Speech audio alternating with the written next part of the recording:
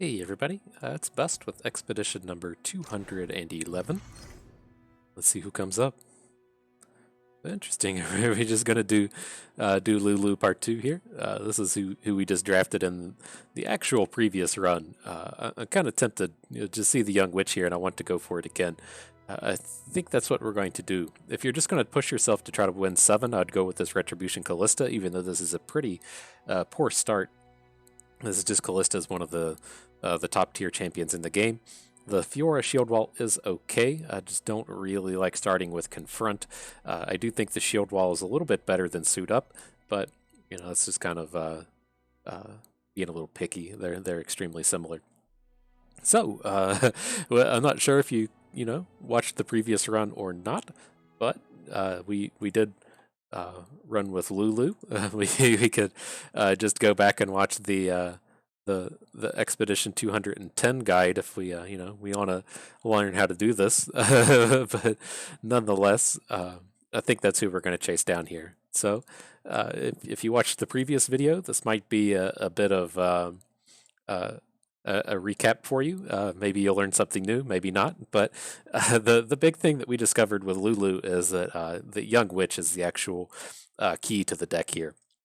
And so we'll see what we're able to put together with this. Maybe we'll build around Lulu, maybe we won't. But what we've really kind of found was you really need to be playing 1-drops. So Flower Child is the good one, but just actual any 1-drop is fine. Devory Blade Scouts play well, Sparring Students play kind of meh, Inspired Mentors do play well. So like Flower Child being the top, and then Blade Scouts and Mentors being kind of tier 2, Sparring Student is kind of filler here. Then as far as these other cards are concerned, Young Witch is what is going to be ultra important on turn 2. And then on turn 3, we're going to want to have either Lulu or Fuzzy Caretaker. And kind of what we found is if you miss out on the curve anywhere, it just sucks so bad. Fuzzy Caretaker now costs 3 mana. I'll have to double check why that's not updated. But, what can be terrible is say we do have this Young Witch draw, we have the Fuzzy Caretaker. If we didn't have the 1-drop, then we're missing out on a support, and then our support units are just horrible on our opponent's turn. And so we really want to be aggressive. We really want to hit this kind of curve of 1 2 3, and that is kind of it for this card pool. That's that's all that really lives here. There's not really any top end, but the games don't go that late anyways. There's a handful of combat tricks in Twin Disciplines and Whimsy, but we're really looking for a rush, because the reason that I really harp on Young Witch being so important is we want to attack with Fuzzy Caretaker on the 3rd turn. He trades with literally every 3-drop in the game, and most of the 2-drops. He only has 2 health now. And then, with Lulu, kind of the same deal. We play a 2-3 on 3, our opponent plays a 3-3, then she's just going to die. But if these are able to get into combat with Young Witch, the Young Witch will survive because she has elusive, then hopefully the quick attack is good enough to win the combat. You can try to fill in with Tayari in this theme, but then it just kind of like backdoors into the same problem, right? We're attacking with Tayari and Fuzzy Caretaker, then our opponent just gets a value block on Tayari. So, if we do try to draft this heavy support theme again, the Lulus are extremely important to be picking up in here. But cool. More interestingly, I think we have the Star Spring Soraka, or I guess we should say Mending Touch Soraka.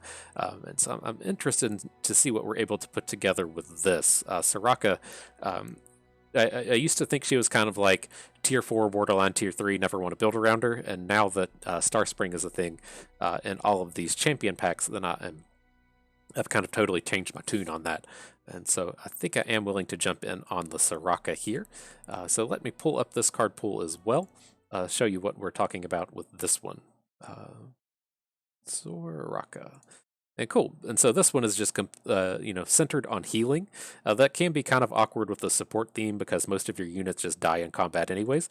But we will be with this. You're just looking to level up your Soraka. When she's flipped, you can attack and draw some cards. Typically, the way that we want to get this side healing per se, right? Soraka can attack on her own, heal herself and another unit, but we tend to want to go the gem route as far as the healing goes. So we will be looking for gift givers, we will be looking for mountain goats, and then otherwise, we need to kind of find a way to just be dealing self-damage to our own units. So we're going to also be looking for a Bilgewater pack in the future, or we're going to look to build towards a Noxus pack in the future, if it's one of the Noxus pools that has access to the self-damage units. So here, this one is a fairly straightforward pool. It does lend more towards the aggressive side than you would think. With this Gift Giver, Mountain Goat, Spring Guardian kind of curve, but I think this will pan out reasonably well with the supports. So let's snatch that up. See what way this goes. It's kind of interesting. So like the first thing I wanted to see is if we had a Bilgewater pack show up. It didn't, and so it's like, well, how do we go about with this further? And I think Zenith Blade is the card that we need to really get to just be crashing through in these combats. I would love to be able to find a second or a third Zenith Blade, and then we're also getting a good combat trick here. I think it's a little bit early to just be diving in on things like Guiding Touch. I would like our deck to have a little bit more direction than just random healing cards. So these Zenith Blade Twin Disciplines do lend us more towards being a combat-centric deck. I'd like to see how that pans out. And with this, here's all the top end you could ever hope for. I do believe Eclipse Dragon is one of the top 3 units in the game. Just love having these in actual every single expedition deck. And then Rahvun is a great piece of top end as well. Just 5/5 is so beefy, really tough to deal with in combat. He replaces himself as soon as he comes down. Just a fantastic set of units to be picking up. Just super, super top notch. Okay, well, I'm not passing on this Eclipse Dragon either. It's just too good, even when paired with Fledgling Stellacorn. And so, like, now that we're at this point, we're going to have one more pack to try to find a Noxus or a Bilgewater, as it seems like it's probably not going to show up. But I think we're going to be building ourselves to kind of this slower, kind of grindy control deck. See, we didn't know Bilgewater or Noxus throughout the whole run. And so, again, it could be, a function of just the cards that we took. We didn't see any Young Witches. We saw one Tayari, which we didn't really want. We didn't see any one-drop units. So we didn't really get a lot of opportunity to build towards this Lulu. So I think we are going to plan on just going full Soraka here. And we'll just be using these early game cards to just kind of stall until we're able to take full advantage of these Eclipse Dragons. So with that in mind, I do want to have like one Whimsy as of note in the Soraka card pool. There's no Sunburst.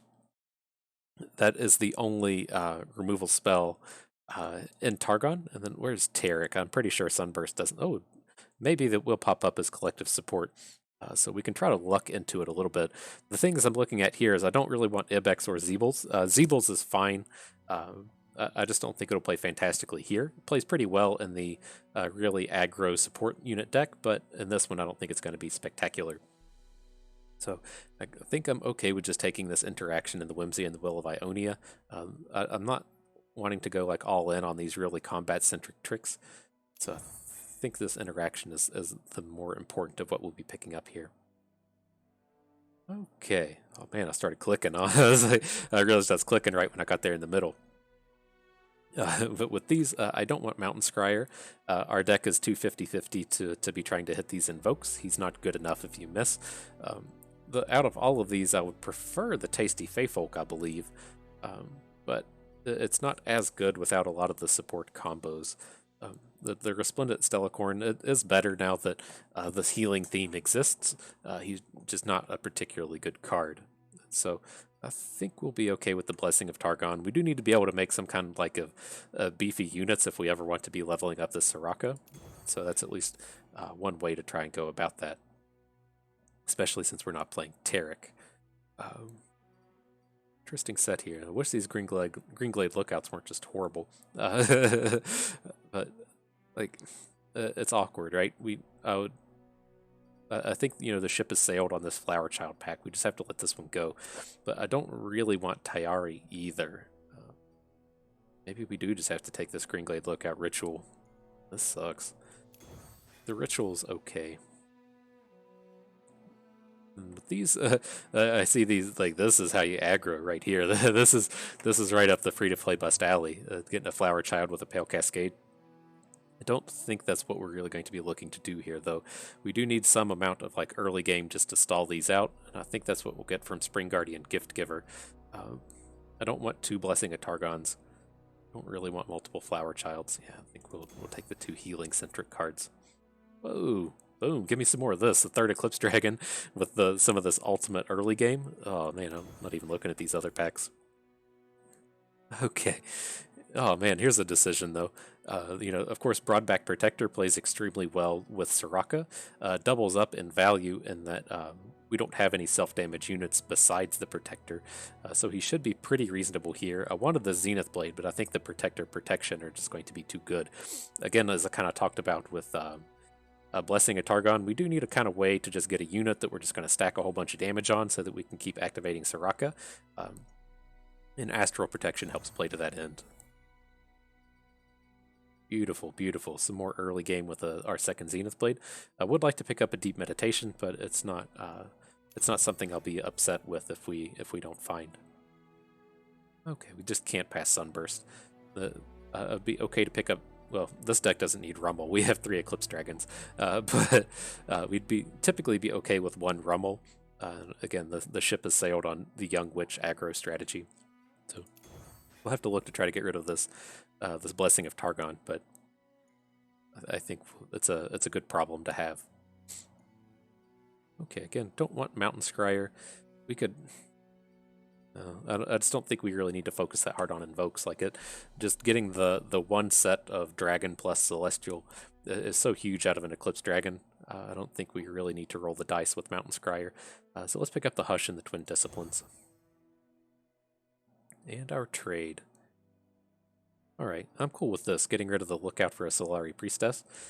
Just all around fantastic unit.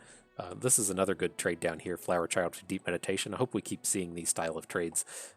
I do think Star Shaping is much better than Ritual of Renewal. Typically drawing from your own deck is better than drawing random cards, but when your choice is 3 expensive Celestials, those are just almost always better than a random card from your own deck. But I want to get rid of the Lookout the most, so let's pick up the Solari Priestess. Okay. Didn't quite pan out how I expected it to, but so much raw power in this 3 Eclipse Dragon deck. I think that makes up for not seeing any Bilgewater.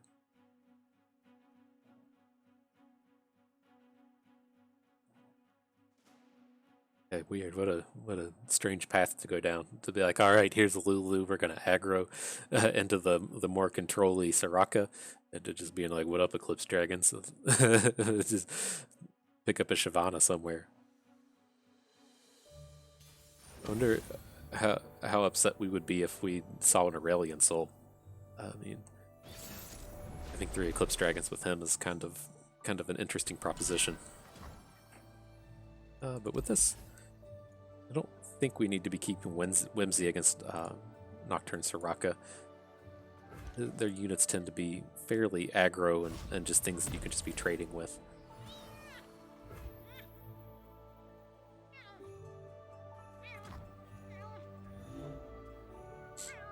Okay, I'm going to start with Flower Child.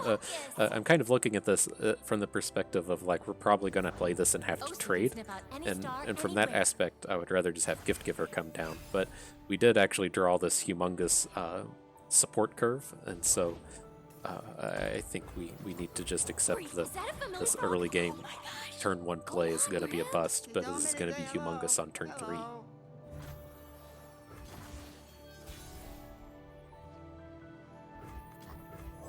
This is what we're talking about whenever I'm at the beginning of the video and saying this is exactly what we're trying to do. It's just so much raw power coming out here. Guess we're going. Drop a 10 piece on the 3rd turn. You are better than this.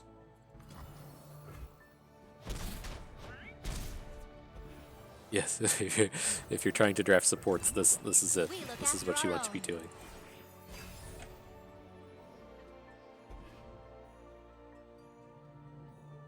By starlight.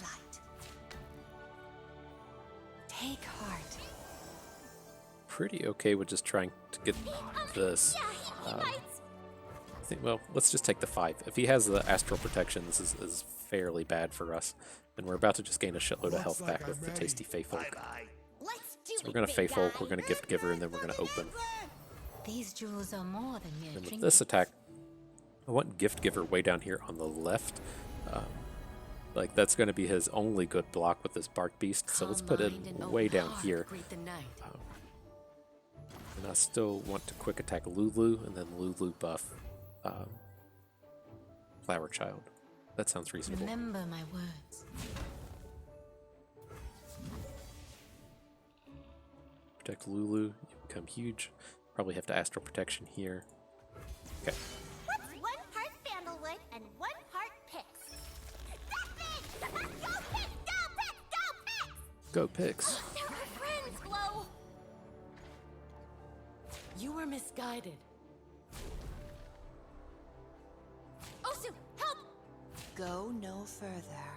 Okay, this is all pretty reasonable. I just want to Astral Protection our Fey Folk. Keep getting him in combat. That's the only... We're fine to just lose this Gift Giver here. He's going to get some kind of flip out of Soraka, which is also fine, but then our board is just humongous. Especially considering we start to get the Lulu flip cards.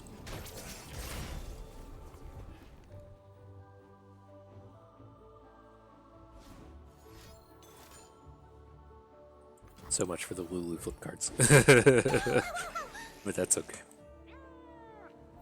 Still have a pretty powerful board. He's going to get Diabolic Edicted by this Flower Child every turn for the rest of the game. I'm going to start getting some reasonable blockers down. I feel better when you feel better. I weave But my he is going to get draw a whole bunch of cards, which could be a slight problem.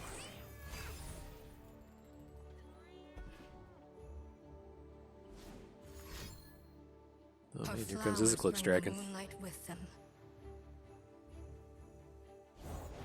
Oh, okay. That's not as scary.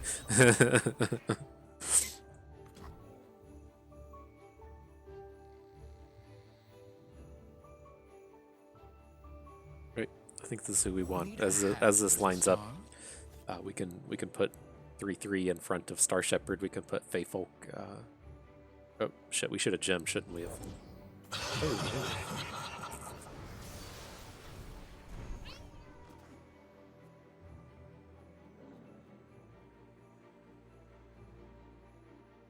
yeah. Alright, let's play slow card.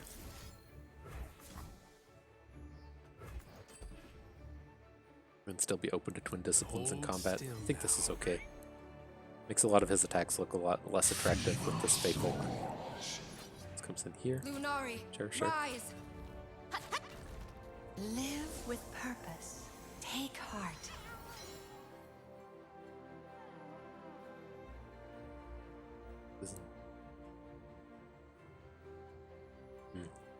It's curious like how much we can let him sit around and just keep drawing from Soraka.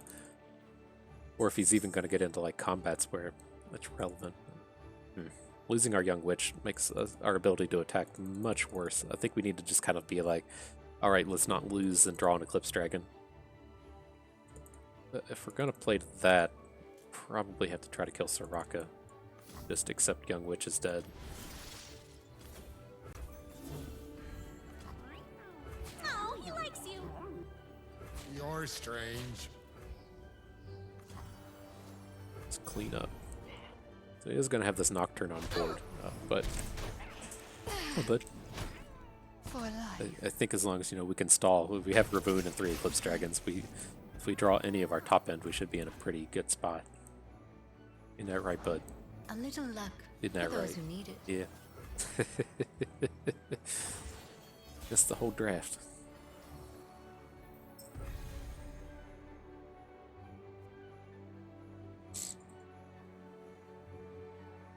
Okay, well, I want to just go ahead and play this. Get the second one out of our deck.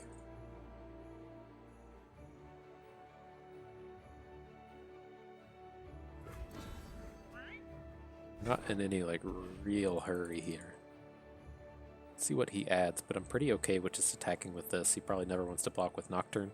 We have to figure he's going to play a beefier sized unit here. Whoa, it's huge Nocturne. Why would you do that now? Do you want a Nightfall? Interesting.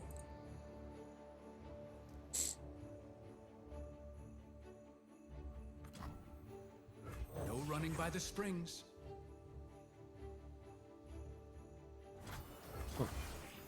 Wow, weird.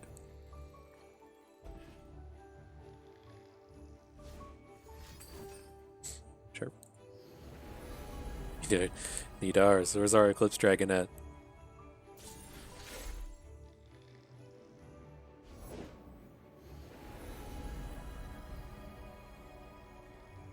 It's got all the invokes. Where's our invokes? Spilled paint is just accidental Yeah, art. four? Four of them? The Zenith Blade here feels a little meh. I think we're okay to just start passing here a little bit. We can take a hit from Nocturne. It's not a huge deal.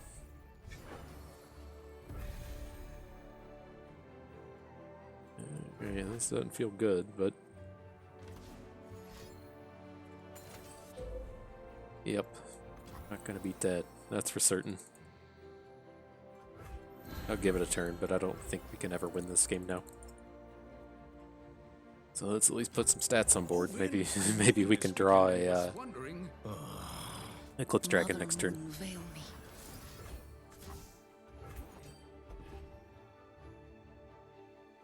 But I mean, I'm happy with how we played this. We stopped being aggressive when it was clear it wasn't going to happen, and then the dude just drew a lot more top end than we did.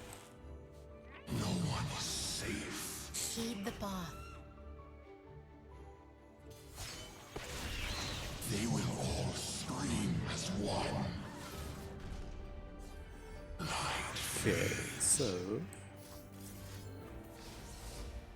that's the big one. that's certainly the big one. It's unfortunate we want. I guess we need to do it like this. We're gonna Blessing of Targon, our Stellacorn. Can block somewhere down here after we've taken some damage. I don't feel the need to Will of Ionia anything.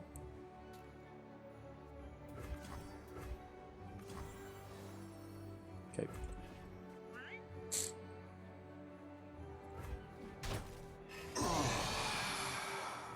Alright, we gotta draw something good fast.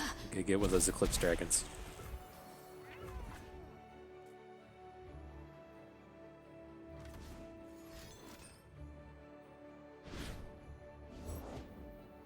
Yep. I mean, yep. I feel like this has like been pretty good for us, right? The way we've played out this game against the dude that's he's played 2 Lunari Priestesses, he's played a Star Shaping. And for us to still be in it at this stage, feels okay.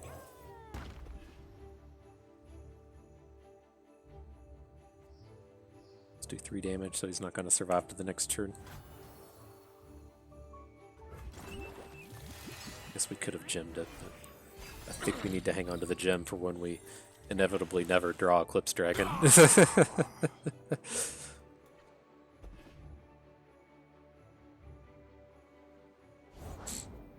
Star Spring number 2, wow. You give me headbutts, bud. The moon approaches her zenith. Sure. May her silver light enshroud us. Forgive me. Speak truth. Ooh, that's new.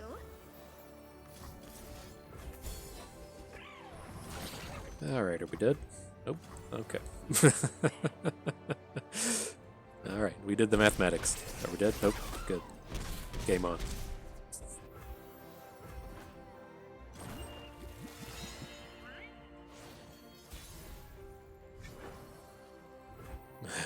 Alright.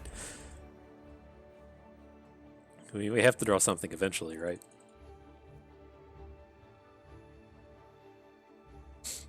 What is it? What's left in our deck? We have like 50% of our deck is just huge draws.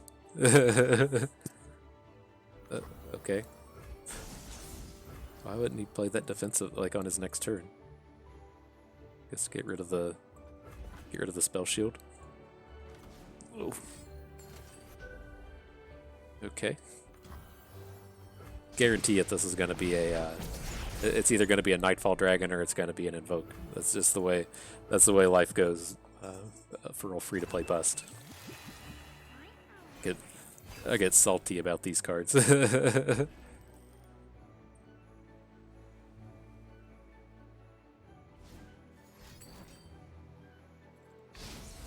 Not ideal, but again, I don't think we're dead here.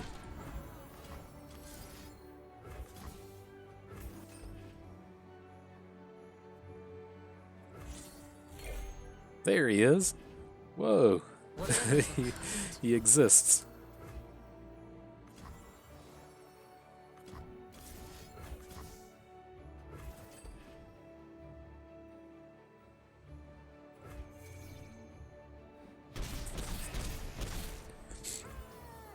Okay, okay. A day late and a dollar short, but let's see what comes of this.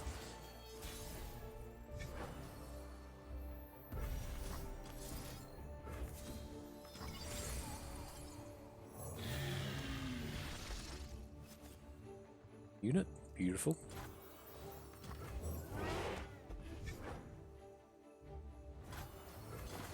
All right, all right. Things are at least looking up.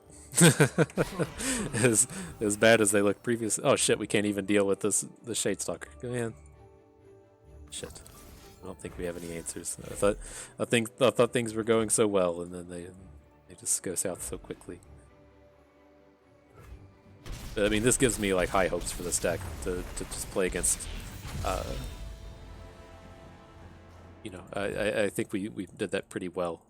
You're not going to run into too many games to where all of your Eclipse Dragons and your Rahvun are all just in the bottom end of your deck.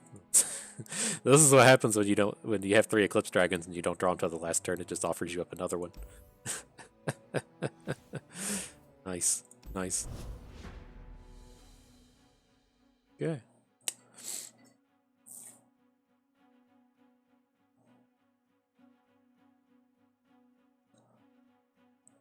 There are some cards in the game where it was like, you know, they're too expensive and you're just never going to get like enough value out of them. But with these Eclipse Dragons, even if it comes down to it, just being able to play one to play the next one for 5 mana, it's so nice.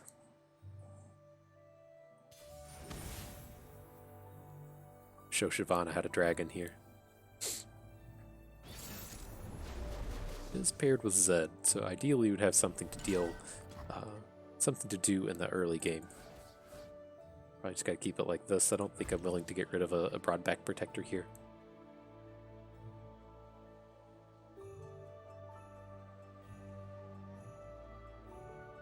Okay. So I'd be real happy with this if like we could trade out these aggressive cards for just stuff to stall. But I mean, if we're gonna get like the Flower Child Young Witch draw every game, then Don't think I won't unmake you because I will. and then more power to us. Wait, is that a familiar frog? Oh my gosh. Go on, Rib. This is all you really need of him, right? If you just play one Flower Child, one Young Witch, and then you just draw you just draw them in your opening hand every game. Then that's all you really need to play for these. This is odd, seeing this thing come down without a behold. Without a sound.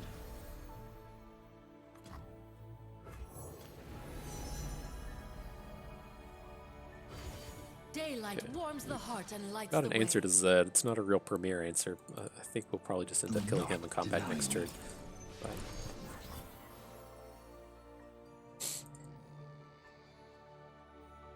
I should say attempting to kill him in combat next turn.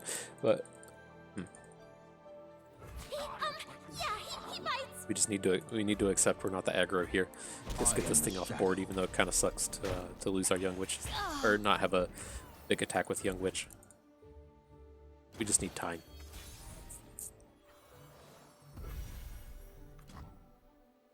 And we can Faithful. We can still Fallen Comet Zed next turn. We don't even really need to Fallen Comet Zed anymore. We're going to gain so much health between this quick attack Feyfolk and Come on, Rib. a Blessing of Targon if we need it. I almost want to just say Falling Comet for a Shyvana, but maybe that's too greedy. Thinking about making like a riposte play here.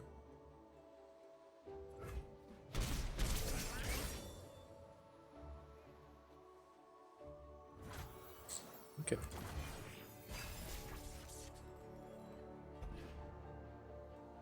We got our Comet ready for action. Let's see if he opens or not.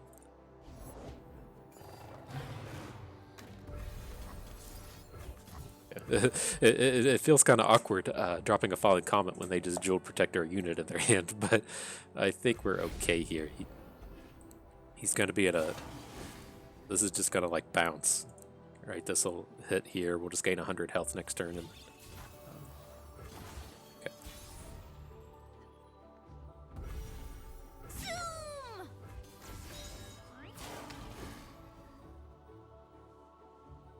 He's going to play a trick, isn't he? we're pretty well adjusted for that. Okay, I'll let it go. I was tempted to Blessing of Targon, our young witch, but I think we still need to like keep reminding ourselves that we're not an aggro deck, and this is just like what's on board. I think we're gonna have a real hard time just pushing through this damage.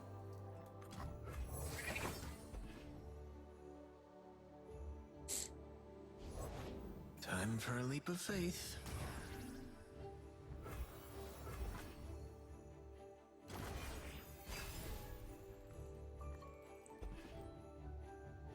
No greater gift. Going full discipline on us. Do we want to just go ahead and drop Eclipse Dragon? I mean, we're good to just take a hit from the Conspirator.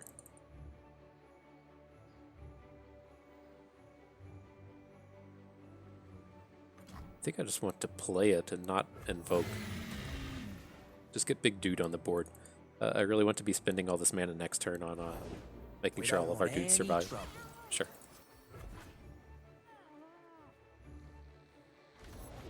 Beauty charms while claws Big take dude, you got it. hold.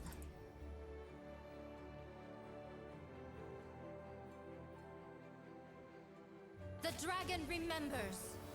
Okay. Oh, that's sketchy. He's just got a twin disciplines.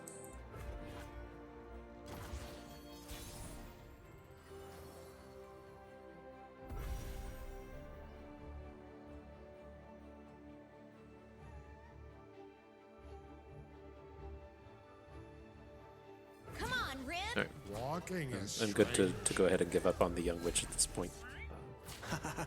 Don't want any trouble. His blocks here should be bad. You. Twin Disciplines comes in here. We can Astral Protection and then follow up with Eclipse Dragon.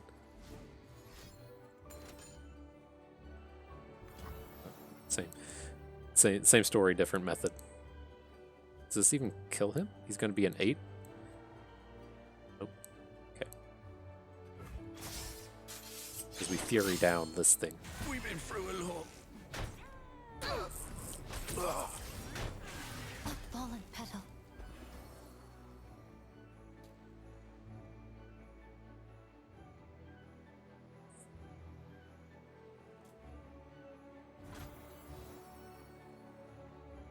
Kind of want to keep this Astral Protection in disguise, and we have 11 mana, so let's Guiding Touch this one. Makes him look a little safer. Maybe our opponent wants to now single combat him down with his Conspirator, whatever, but we're good with the protection to protect if we need to.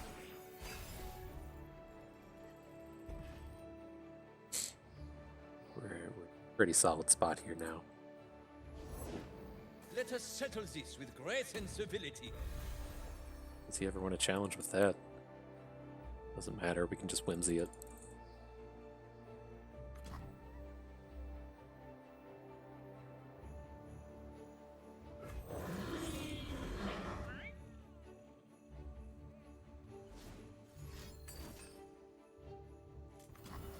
It's a little unfortunate, friend. It's a little unfortunate what's about to happen to your unit. Softly, strike quickly.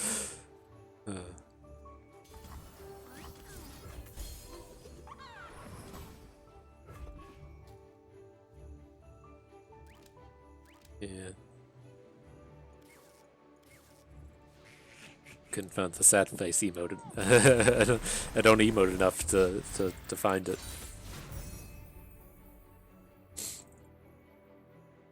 Okay, so with this, you know, we're not really a champion deck. We do have the Soraka, we do have a Star Spring, so we're planning on just picking Sorakas, but I'm okay with taking other champions if that's what shows up. But I think the Gift Giver, Mountain Goat are fine. These are just excellent early game units, and again, as long as we can actually draw our Eclipse Dragons, then I think we're good to go as far as top end is. Just a matter of not dying up to that point. So we'll go ahead and pick up all these gem generators and such. Okay. No goose eggs today.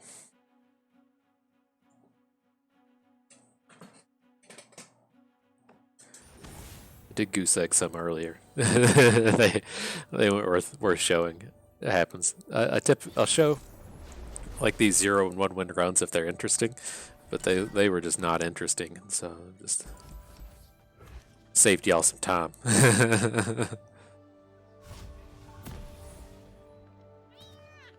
Okay, that's a start. Don't really want to just slam out the Solari Soldier, but things change. Is the one true light. Let's use a good emote here. I believe we'll use this one. This is the hello one, correct?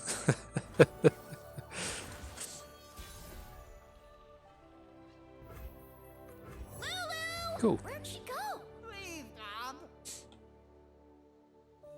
After that previous Lulu run where we just couldn't find any of these, This way. young witch wants to be a part of the party.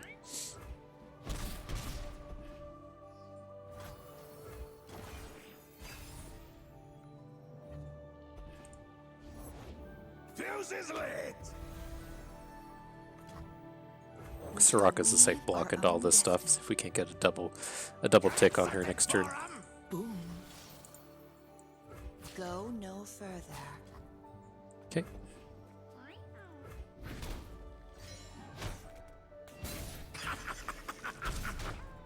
Damn it. This is like like being back at the core set. You gotta get your aggro Noxus on.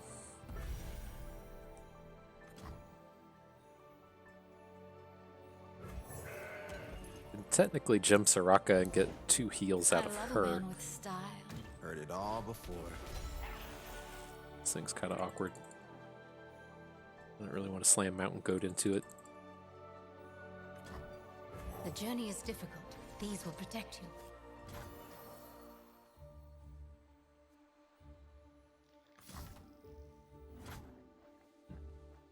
We'll probably find something that we can Eclipse Dragon into play Stars before that comes down to it. Be brave. Live with purpose. What's up? Okay. It's gonna 1 damage our Soraka. Incoming Blade's Edge. Doesn't appear to be the case. Fine.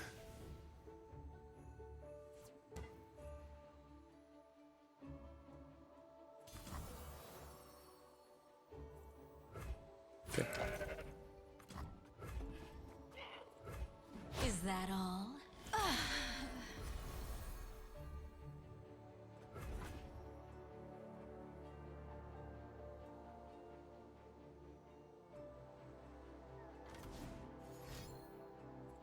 The guillotine? Oh, the double up, sure.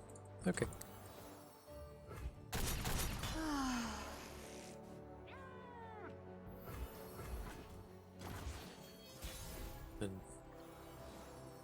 Alright, now that we've drawn Twin Disciplines, what does this look like? I think we're good to just go ahead and add Shield Bearer. He's never getting good blocks into this thing. Then we're fine to just trade after this turn. We're gonna... Fucking really? Fucking really. Daring Poro.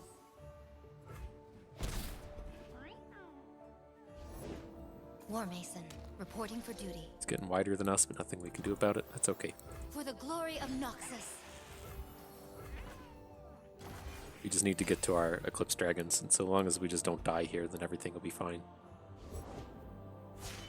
Witness true strength. My axe is Deal with him in ready. combat. We'll lose our Eclipse Dragon this way, but I think this is okay. You don't have to hush Darius, but that seems reasonable. Do you Okay. like magic? I like magic. Rib, run. Death by my hand. You cannot sway me. This is not the way.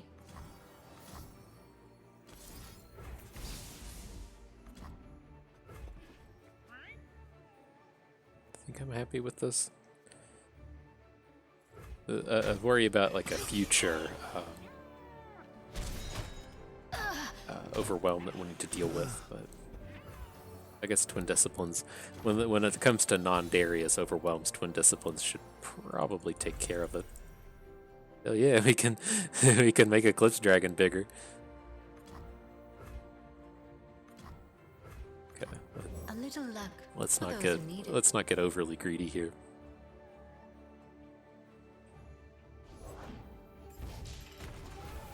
Yeah, I'm not surprised to see something like this turn up, but you know, from this point, I do think we can deal with this with Twin Disciplines.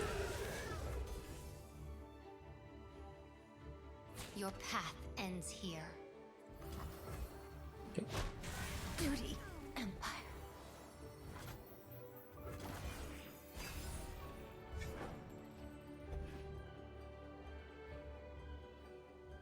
Sunburst was an interesting pickup. He's gonna need to add something else to the board. We don't even care anymore, right? We can just add Cadgurin.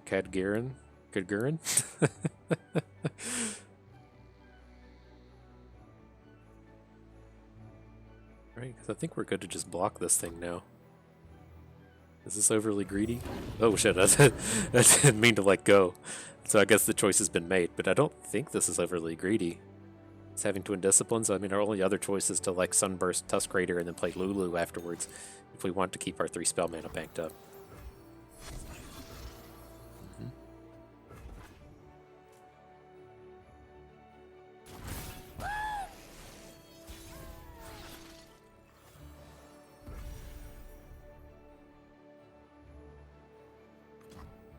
Okay, I think we need to get a Stellacorn attack in. He's clearly just trying to go face, and so I worry about Noxus Blast, Nothing a good giggle but can't fix. we have a hard time getting around Noxus Blast with even with this Stellacorn plan, right? Because he can put a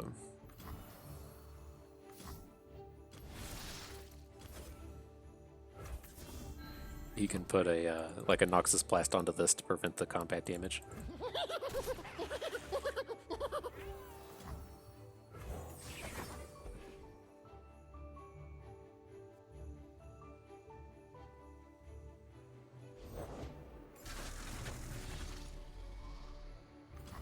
Okay. Alright, so he's tapped out. It will be it'll at least be free to gain 3 off of our Stellacorn. Alright, I'm on board with this. If These our units gems end up grant trading for rare his big boys, then harmony. we're still just having a bigger board than him. What's gonna happen? This attacks, he blocks with this. Put 7/4 here. We still have an Eclipse Dragon that wins. Heed the Let's attack with bond. Gift Giver. If he wants to block Gift Giver, then we probably just win. Guru do not doubt.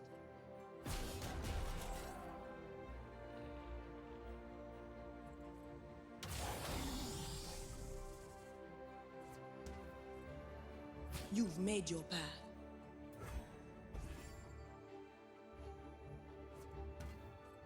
Guru do not doubt. Just dead this way. Okay. It seems like a game that we should not have just won right there. Okay. Right, seems like he could have just put a ton of damage on. He had to block our big Eclipse Dragon. He had to actually block both of our Eclipse Dragons, but it seems like he could have put a ton of damage on one of our units and then planned to get in an overwhelm attack. Maybe I overlooked it. It's happened before. But with these, we certainly don't want fuzzy caretakers at this point. I do kind of like having the one hush. The Solari Soldier is such a good stalling unit. I think we need the interactive elements for hush. I think we just want to go ahead and skip all of these. Be okay with a Pale Cascade, but we haven't needed a whole lot of life gain, but I think I do want to hang on to our life gain with this Protector. Get these out of here.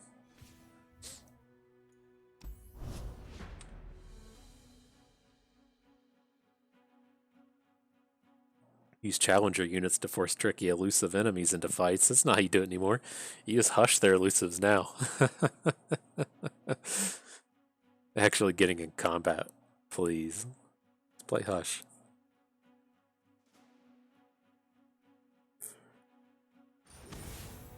Not ready for bus nap time.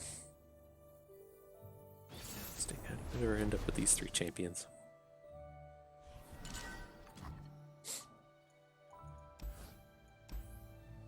I think we're good to probably just discard Twin Disciplines. We're not going to play it early.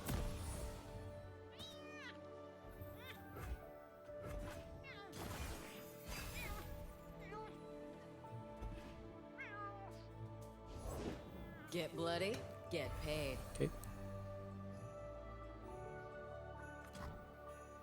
I'm just going to play Star Spring. This feels like a little spewy just to like negate this one attack. I think we can get a better shield bearer in the future. Put it in front of a real unit. These springs are for healing, not swimming. Eyes up here, or I'll cut 'em out. We want to block. Just let us get a value hit and start leveling up our Star Spring. I thought he would have gone to block. Sugar. We care enough about this to whimsy it. He's playing Sejuani with some plunders. I'm not excited about this, but I don't want to hurt you.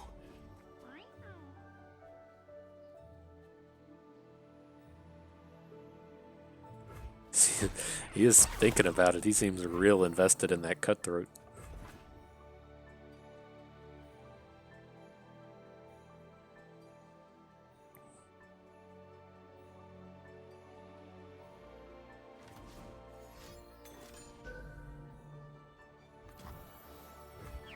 Okay, alright. He's definitely invested in getting that plunder. Now let this go. If he has another card to take this down, it's fine. It feels like more of a pilfered goods than anything else, but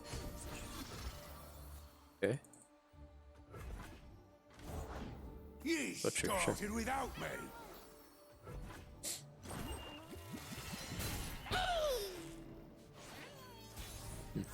That's a plunder, I guess. Cool, that's a perfect draw. Just want Golden Sister here, right? We have the Sunburst for if he plays Sejuani, and then really just want the lifesteal unit. Seems like he's in a spot to where he's already aggressively trying to push face.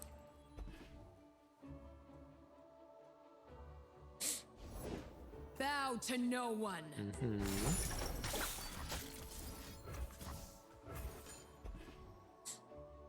We figured it out, team. We determined what was going to happen. Then we're fine. We're going to lose our Spring Guardian. We're going to take some damage. But I think we're good to just bank this mana here and then assume that we'll get Golden Sister hits in next turn. Right, this Golden Sister plus Protection or Golden Sister, well, Protection next turn. Golden Sister plus Twin Disciplines here. Oh, I guess we do have the mana dice for Protection if we want. Now is one. I think we're just going to gain infinite health off of this.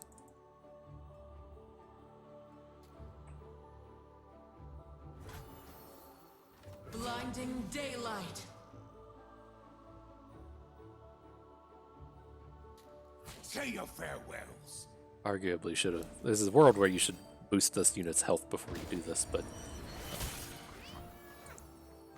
right, if he's coming in with a Brittle Steel.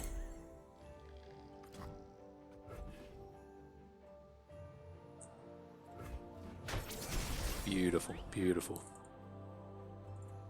Very good spot now.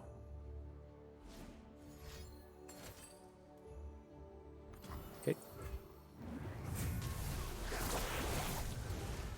That is a large unit. What else is there to say about that? That is a large unit. Is it the mustache? Who knows? I'm going to go ahead and heal this up. I'm not super worried about anything going on here, but I want to start getting these Nightfall and Eclipse Dragons. Back, heretic.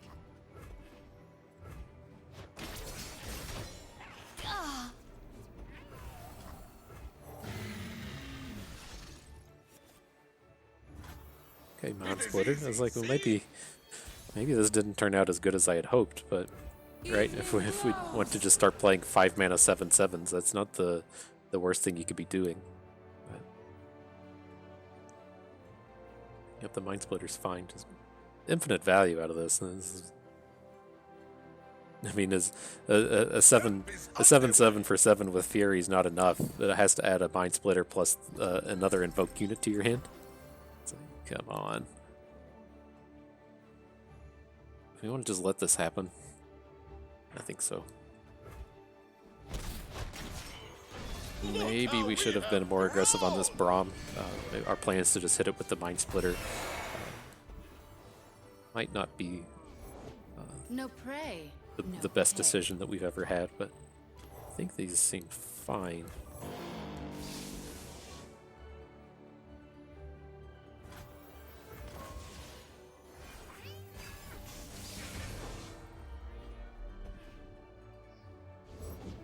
I feel like those plays didn't do bad. Those were some good plays, some top-notch Runeterra we're delivering here. This is all fine. We got our big dude here. No mercy for heretics. Sure. Save this to try to block something bigger. I don't think he's ever going to attack with anything bigger, but maybe we should have just gone ahead and taken that one. But the idea we had here was just going to line all this up to where we have the Twin Disciplines mana to bank for next turn.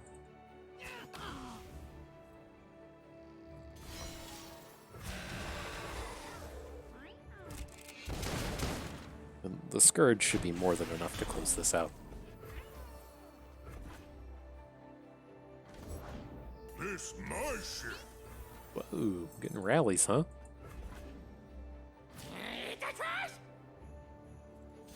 Uh-oh.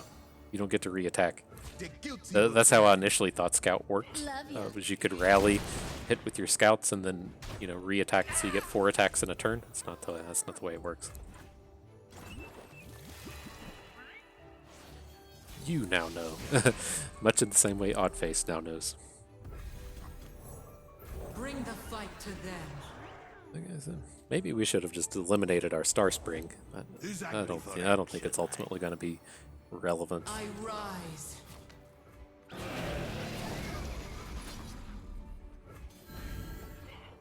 It's just too much stats. Neg 20, he's got 9, 12 health. He should be at neg 8 at the end of all this.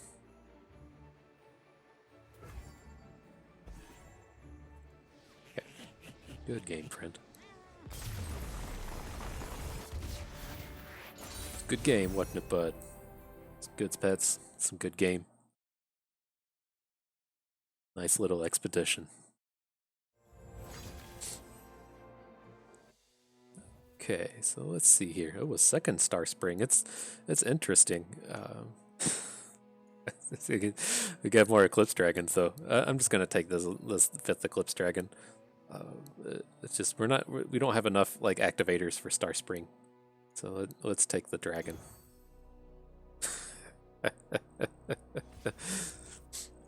Oh shit! How many's too many?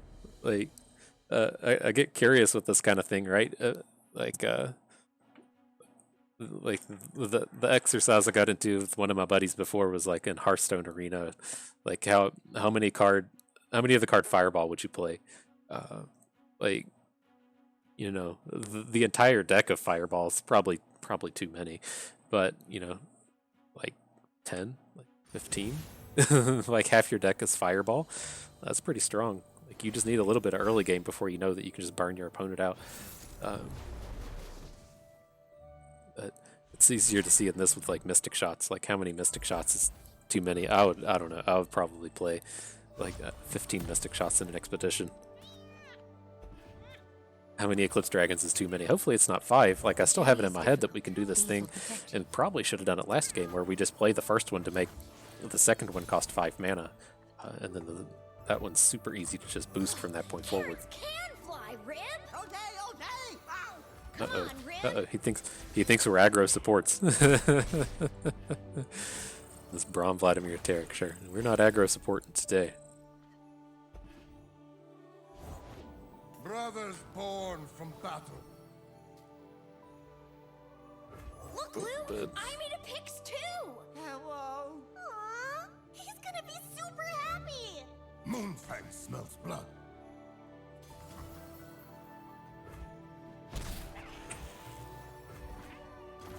okay, I don't see a reason to get Soraka involved in this board, but we can make an attack that looks like this. You're gonna make sure Lulu has 4 attack. This thing will turn into a 4/4. Oh, she was gonna have it anyways. Oops. Forgot that she was gonna flip it. But that was the idea. Even without her flipping, we were either gonna have a 4 attack quick attacker or a 4/4 over here. That's tough for this Stefan to want to interact with.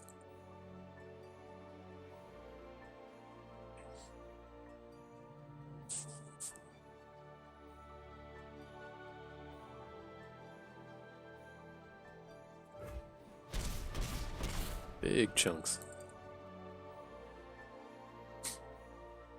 I want to bank. I have this idea in my head now that we're just going to double Blessing of Targon, our young witch. I bring clarity. Let's see how this pans out. Please don't headbutt my hand while I try to drink water. Appreciate it, bud. We'll take what we need to survive.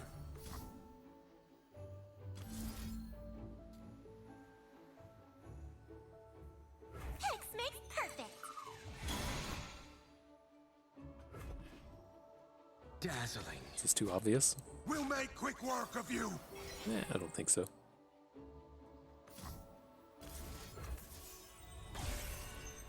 He's gonna do something down here that I probably don't approve of. He's gonna Pale Cascade or something. So we're not winning these combats anyways. But we should be too far away from lethal for him to actually kill us. And then I think we're good on the next turn to just kill him with Young Witch.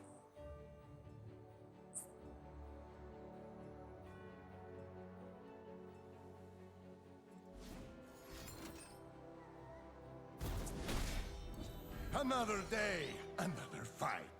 Why wouldn't you cast it on Tarek?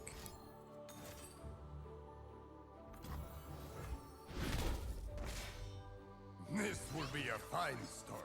Okay, well he did things. Just another winter. Oh, he transfusioned the other direction. I thought he gave us Stefan +2, and I was like, oh, why? what's your angle, boss?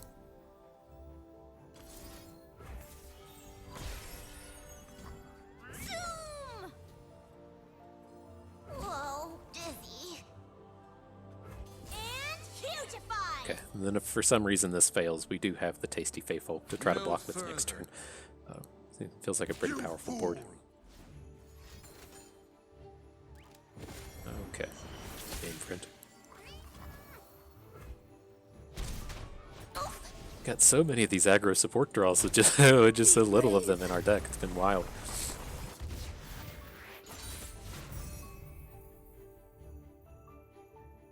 All right. I kind of have in my head, I'm just going to take every Eclipse Dragon that I see so that we have have enough of them.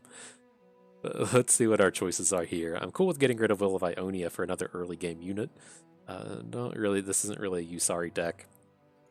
Rahvun is always a good pickup, but I don't think we really need to go for Rahvuns when we have 5 Eclipse Dragons. So let's try to shore up our early game a little bit more, getting rid of Will of Ionia.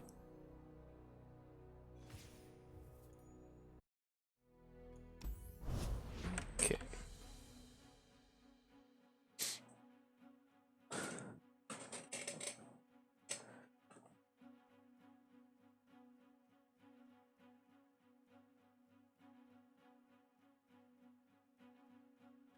What you got for us, opponent?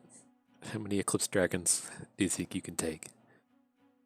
I don't think you can Eclipse Dragon into Eclipse Dragon. I don't know why you couldn't. I'm pretty sure it says just create a dragon.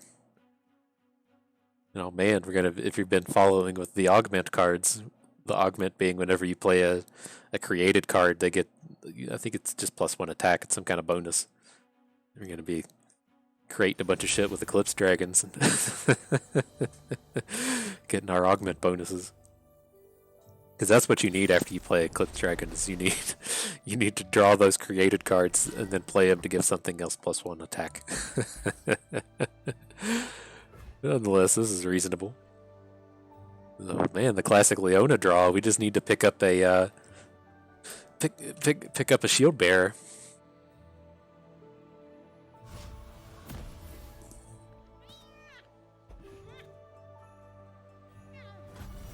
I don't feel the desire to to pursue this Leona draw.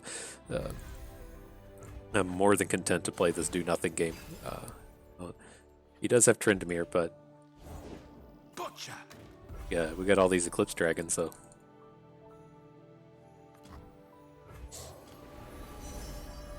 I was hoping for Obliterate because of Tryndamere, but I mean, we already have our first Eclipse Dragon. I don't feel like we just need to take the Traveler ever. So let's at least take the interactive spell and Meteor Shower. Hot on the trail.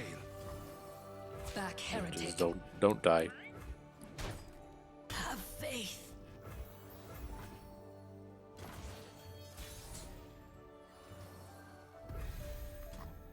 Ours is All the right, one delayed true light. aggro. I really, I imagine. United, nothing can stop us. Shit. I kind of have this plan envisioned where he doesn't open and we pop something with Leona.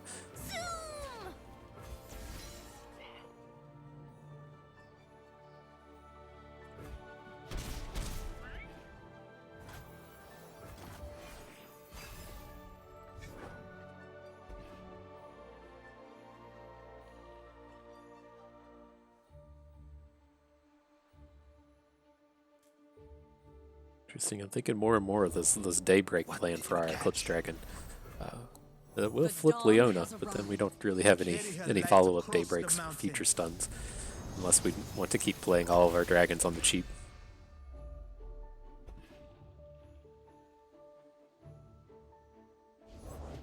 I will unite the Freljord. War, Mother Ash. The honor is ours. It's not. He's got a big stack of champions. I'm not super worried about her doing a whole lot here. I'll just trade it with Swiftly Leona now. if you want. Surround them.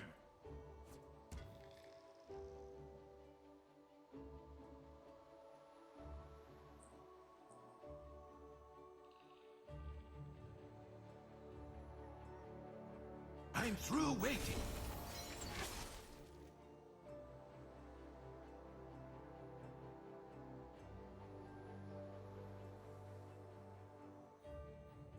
How much do we even care about this? I'm willing to just block this thing with Leona to prevent the damage. I think this is all we want to do, right? We just want to not die. I will protect Let's you. go all in on not die.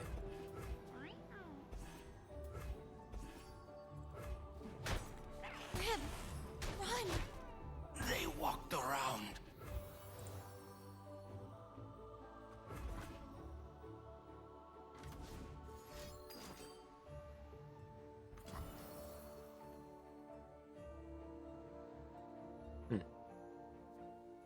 How much do we want to hang on to this Leona? I think that's okay. Sun sets.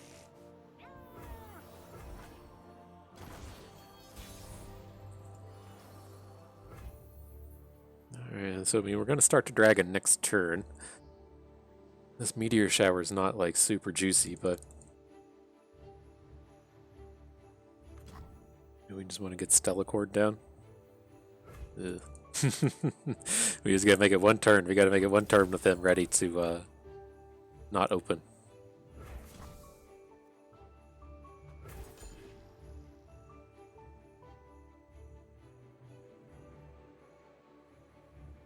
did draw a second dragon. I think we want to do this thing again where we just open with the dragon and make the next one cheaper. We don't need to collect a whole bunch of cards in our hand.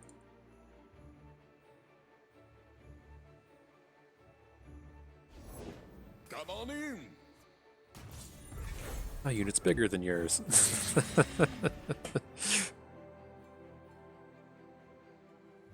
It's the way dudes sit around and talk to each other. It's every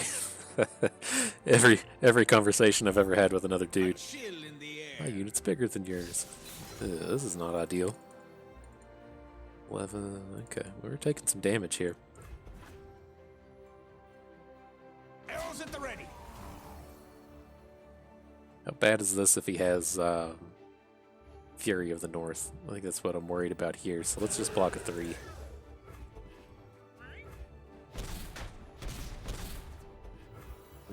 We can recover this with a Astral Protection.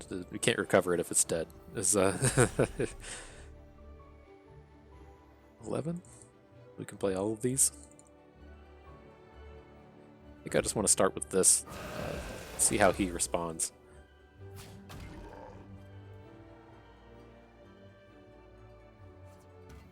I've carved meat bigger than you.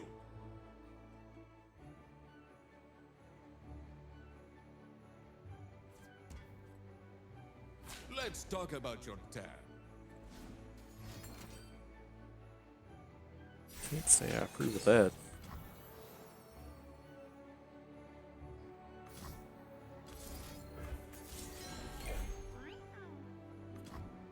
Okay. Oh man, he paused. I was like, do you have more cards? Really? Really have more cards?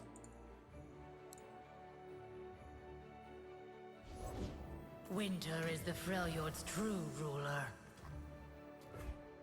Yeah, we just have to get blockers on Well, board this now. isn't the blame. We do have this like Blessing of Targon Stellacorn turn next turn, but not a play I'm like super excited about pursuing. But I have to assume that he's not going to attack with the Rhyme Tusk Shaman. We should be in a pretty decent spot to fend off this open if that's what he goes for.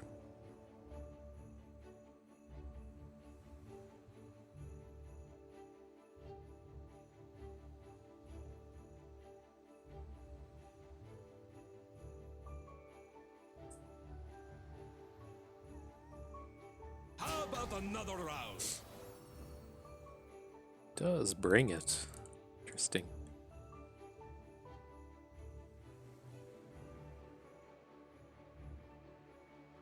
But I think we're unfortunately going to have to block farther out to the left. So let's see. Like, this is the block we want here. Dewdrop. Have to Targon this thing. Come in here.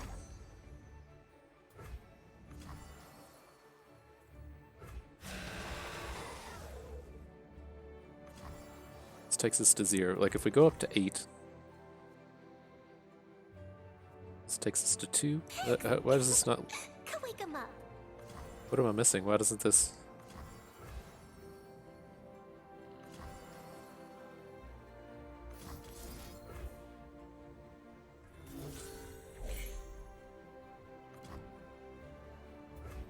One. That's what I thought. That was... So we die to a trick. It feels like he has Fury of the North and we're probably dead to that, but...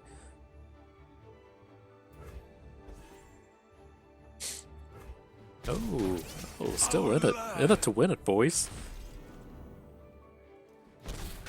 Okay, and then do we ever want to add Star Spring? I don't really feel like I do. The thing I'm most interested in is sunbursting this Kindly Tavern Keeper, and so I want to at least have like 11 mana built up to try to pull that off. Now that he's played this, does that change anything? We'll still have 11 mana either way.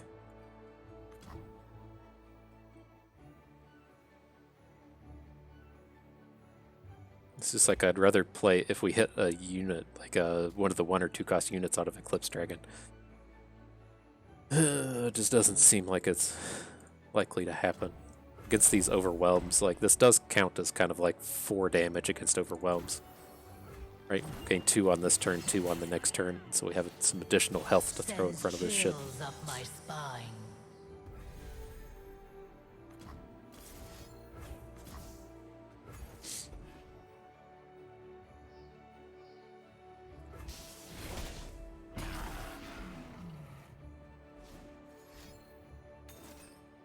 Oh boy. Oh boy. Okay, okay, I don't think we can do a lot about Feel the Rush. we can't hate on this too hard. We we've had our own fair share of Feel the Rushing. Okay.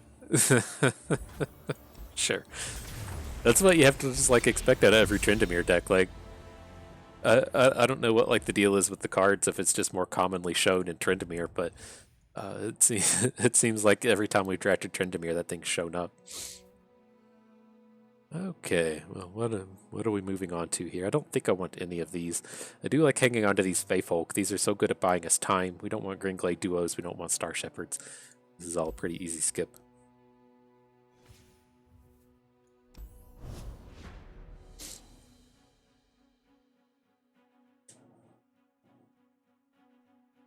Okay.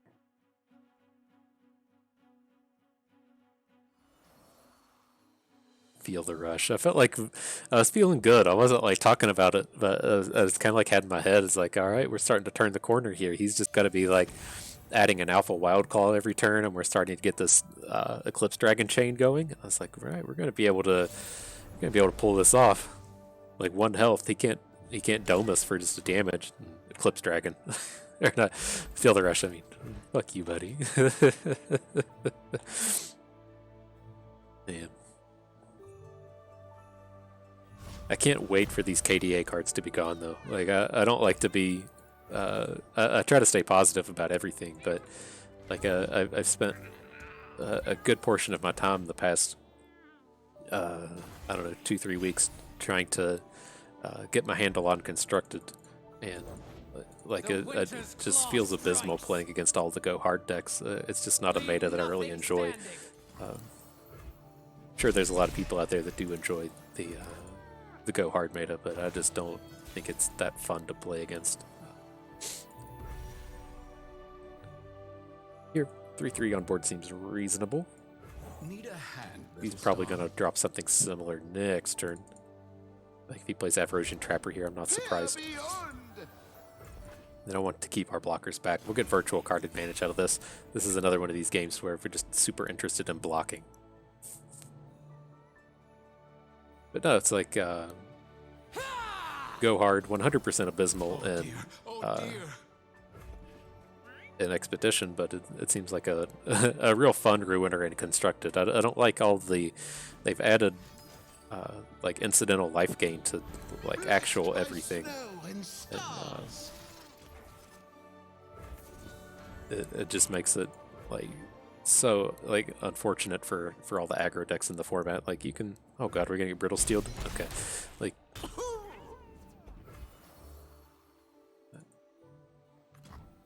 Mind your manners, my stars. Soraka is here. Oh, hello, little ones. Have you missed me? Okay, here, I'm Be just... at peace. Oh shit, hang on, this thing's big. I was thinking like I want to get built to Stellacorn, but it's not super important. If we get this done and then he plays a 4/5 Trample Regenerate, we're pretty okay with this. Glorious light rains down. Like I like to be able to represent that we can attack, but if he plays a big dude and shuts our attack down, I'm not upset about it. Choice. Live with purpose. It's not a Battle Fury. I don't know why I didn't play anything here.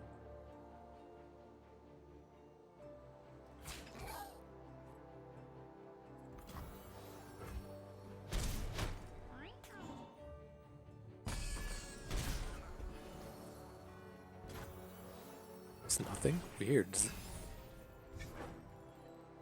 So he like wants to bank the mana and doesn't have like 2s or 3s in his hand. So everything in his hand should be fairly expensive. Leave nothing Except for whatever spell it is he's trying to find. Okay. Ever vigilant.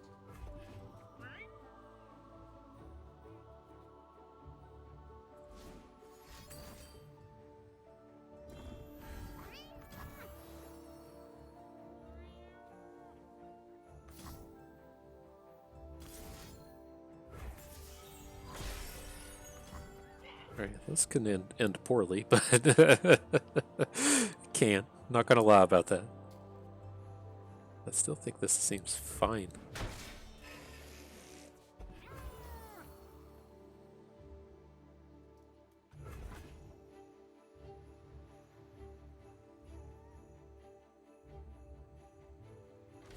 We do have to remember, I guess, we can just heal Leona the whole way. I was going to have to say, this heals 4. This doesn't heal to full and then add 4. It just heals 4 health. We made that mistake in the past. But if we're not going to attack with Soraka, let's go ahead and just boost here. We could reasonably attack with Soraka after the spring gifts. This will help. It's here. This will give a boost on the Guardian. Puts Ruthless Raider in front of Soraka, and we have to Astral Protection. It just seems like garbage. That seems like not a play I'm like real jazzed about making. Ooh, Hush changes that.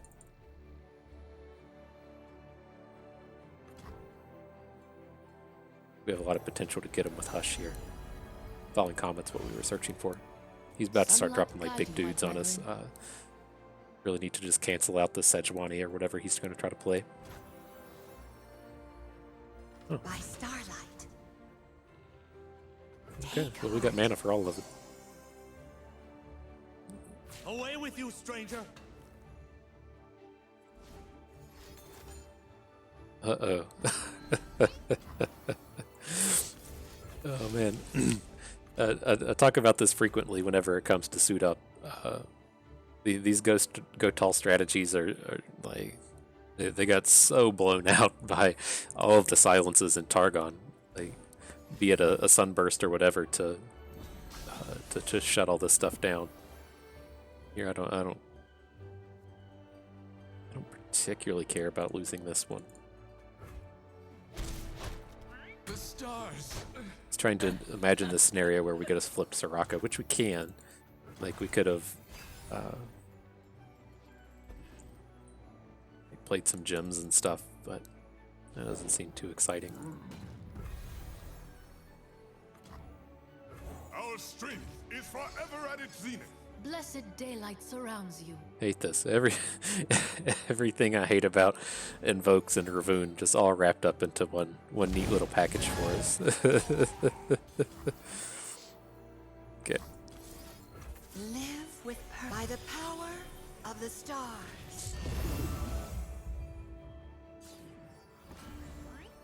Everything in this deck just all came together in this game. We didn't do the support things, but the Daybreak aspect of this deck all came together.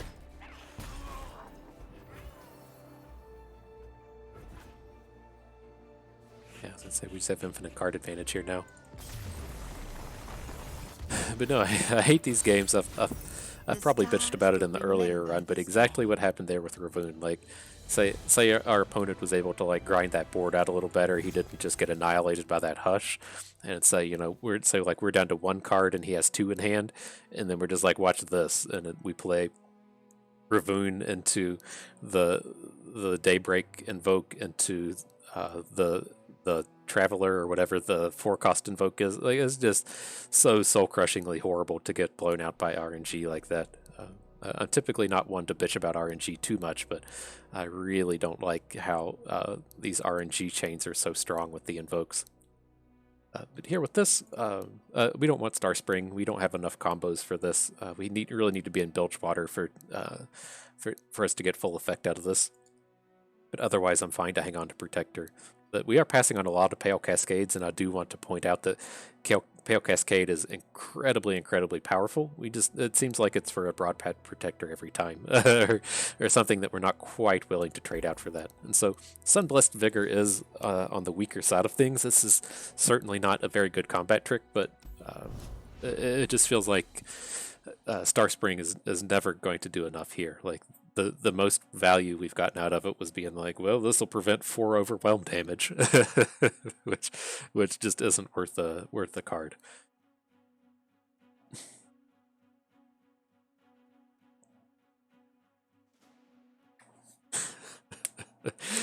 It'll prevent 4 overwhelm damage. I mean, you gotta keep that glass half full every once in a while. Whoa, I bet I love this guy's deck. This is the kind of thing I used to love, was just really aggro Noxus decks until they went and went and destroyed Legion Rearguard. But against that, like, we don't have a whole lot of 1s and 2s. We are on the odds, which is could be a real deal breaker here, but there are situations where I'd like to discard one of these Spring Guardian Soraka and look for a cheaper unit. Like, if you're ever going to do that, this is the deck to do it against.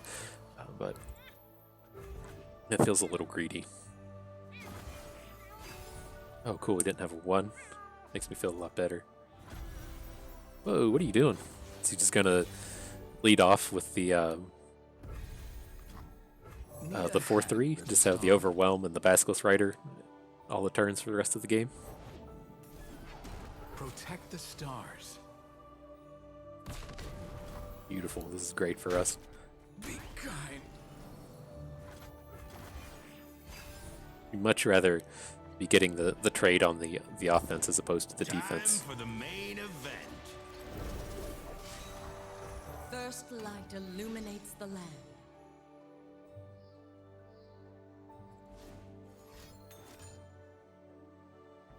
Okay. Bask in the light's radiance. Man, I was already like crafting this big set of like Zenith Blade into Leona that we were gonna crush with. Apparently not. The Rotmaw doesn't like to have fun. But okay, so I mean, we don't have to go fast here. We do have quite a bit of work we can do with Broadback Protector plus Soraka. I don't want to get like some stuff on board.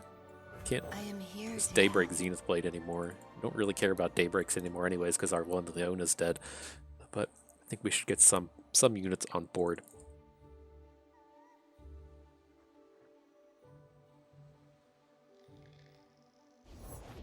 Who gets tossed? That's scary. That's scary. Not a board we're well equipped to deal with. Let's take like an actual 100 damage here.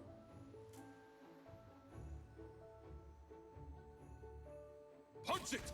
Ha-ha! Up top! Protector, shield me. Be brave. I'll be brave, you got it. Let's see, like we're 100% playing Protector, 100% playing Mountain Goat. Good to see you too, Vin.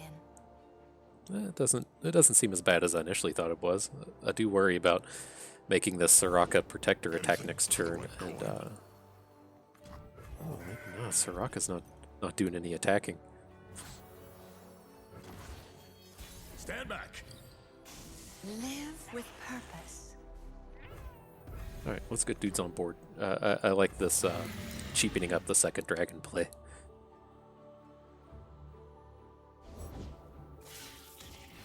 Okay, that's fine. I was kind of leery of attacking anyways, sending the Eclipse Dragon into Minotaur Reckoner plus Spinning Axe. But yeah, it's not the end of the world to just go ahead and get this thing off board.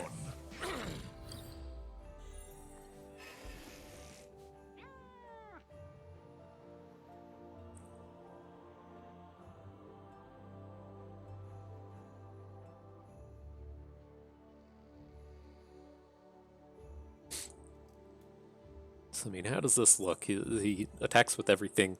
We can't block, probably can't block whatever Kato boosts. So I'd have to assume Kato is going to boost Draven to protect him from like Eclipse Dragons, which is okay for us. I think. I mean, do we ever even need all this? That doesn't feel like it. Rahvun's enough Our here. sun will not set today. Just Rahvun into Eclipse Dragon. Go time! Y'all gotta learn how to play this game good. So, okay, this is fine. If he Spinning Axe is here, that is also fine. Just have to block all this stuff. Sucks to lose the Protector. Another obstacle. How much is he gonna heal? He'll heal for quite a bit following this turn. Let's see how close to dead we are at this point. 6? so he can't kill us from here unless he has double Brothers Bond, or he could Brothers Bond plus 2 spinning axes. Time to enjoy the night sky. We're so far ahead if this goes right. He needs just 1 trick though. Or no, he needs 2 tricks. Or a Brothers Bond. That's fine. Let's risk it. This Broadback Protector is going to claw us back so much health if we don't just die here. Time for the moneymakers. Whirling Axe into Dragon. Okay. Not dead. Not dead is the key to this turn. And now the big thing that he's lost is Kato is that he doesn't have any overwhelms. Like, we've got Kato out of here, we got Armored Elephant out of here. Extremely important. I guess Draven has overwhelm now, but he's not your classic overwhelm style worry.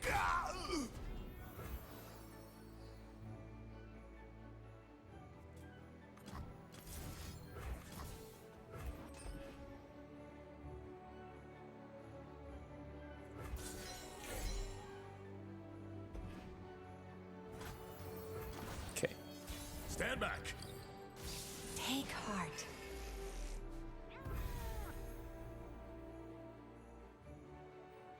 So I'm tempted. Well, I almost did this thing where we played Nightfall Dragon as our daybreak, and then I was like, all right, well, this one's just going to cost 5, so this one will cost 3.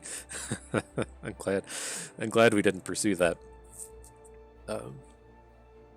But we just need to get as full of a board as we can here now. And the way I think I want to approach this is I want to Zenith Blade here. And then we're also going to double gem this. And then we can play... or I guess this will just be a single gem, right? Play Eclipse Dragon. We need to see what comes out of him. We should be wide enough for this dude to only have 1 unit. And then we want to be able to block with this Protector next turn. And so if this has 7 health, this can block Arachnoid Sentry and not die.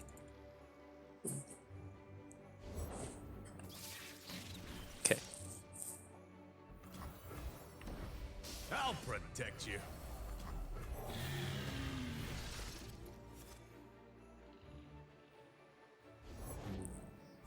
Yeah. They will bleed for Noxus. What up, Darius? Well, he's... Mine is the hand of Noxus. So what happens if we attack with Eclipse Dragon and he blocks with Minotaur Reckoner? This is actually good for us, right? Because if he wants to spend his spinning axes here, it's better that they be used defensively. Alright, I figured that was what would happen. Now, I'm going to go up to 11. We just want to get units on board. We want to get Solari Soldier on board. We need to heal Protector for 1. All unbelievers will see the light. And hopefully we're not dead.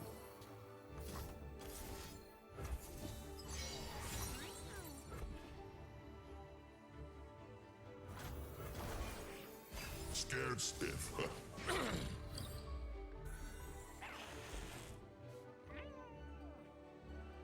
Watch and learn.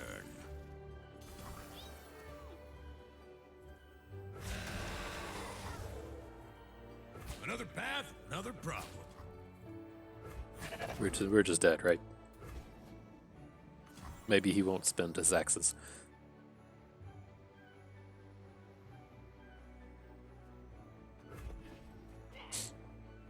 Click the button too fast, man. Just push it. Push it. Sure. I like how we approached that. I guess we should have realized we were just going to die to this open, but...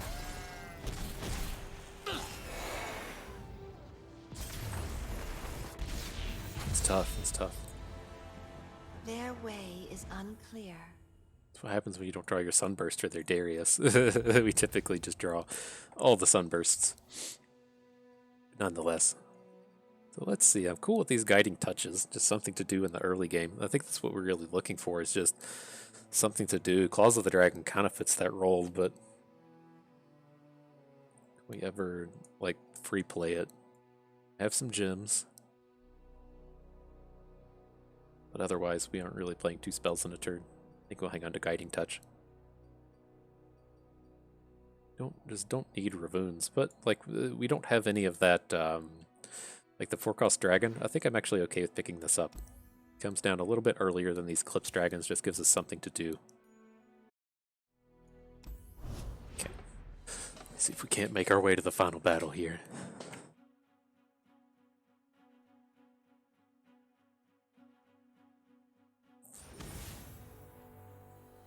Darius Part 2. But at least, you know, one of the perks of these Eclipse Dragon decks is when they're trying to close it out with these gigantic overwhelms. You know, 7/7's not nothing to scoff at, so you can jump in front of Darius. We throwing Eclipse Dragon in front of 2 Darius this run, right? We just had the Hush for the 1.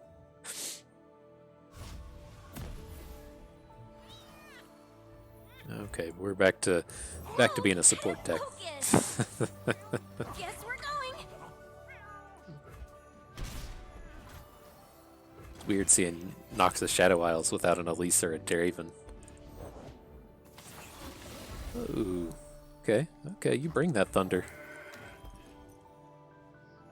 This is the typical problem with these Hecarim-based decks, is you don't get ephemerals out of Noxus.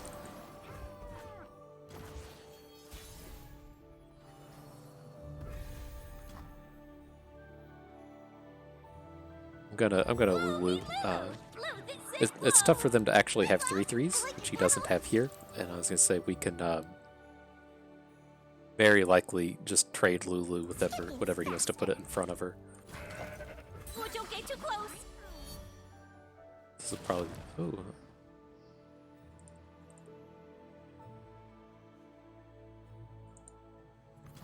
letting us keep board. Okay. Interesting decision. So his hand is he picked up a second Shark Chariot. I guess he's going to try to use here. Could technically Whimsy it. I think I'd rather just get board presence. We can block some chariots. It's not as it stands. He's not winning this race. And the thing I think we may be able to pull off at some point, and what I was thinking with this 4 mana here, is say he plays Shark Chariot and then we just Whimsy it. He can attack, yes, but he's not going to have any future chariots that he can bring out, right? If this just attacks the squirrel, he's not going to be bringing out the second chariot.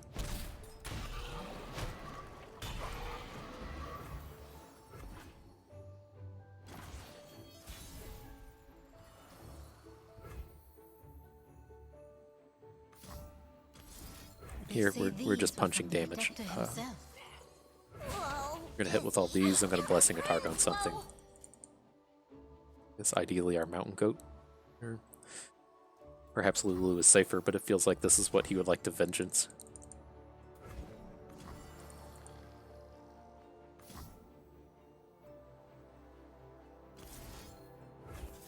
We'll just target our weakest unit.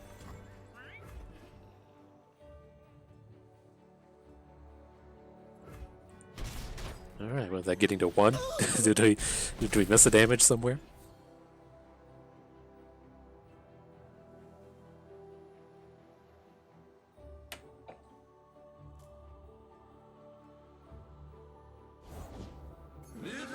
Okay. Like a unit like this, if well, we can't make this play anymore, but I was going to say, with these, if he only has one of these, we could Whimsy it before the attack. Keep the Shark Chariots at bay.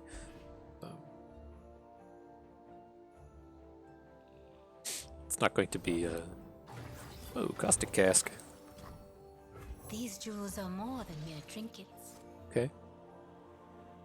I mean, I think we're fine as long as we just don't die here.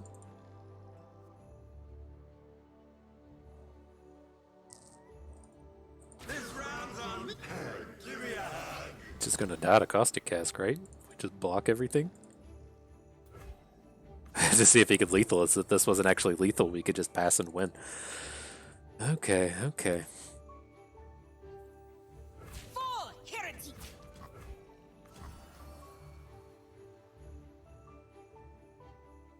I think this is enough. If he has some kind of trick down here, we can just whimsy through it.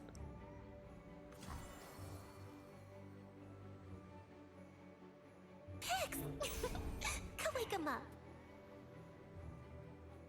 Don't think there's anything anyways. It's not like you can Battle Fury one of these things. And he should die in combat to the Caustic Cask. What a way to go. Cool. Alright, let's get ready for that final battle. Maybe we can get another Eclipse Dragon or two. Let's go around again.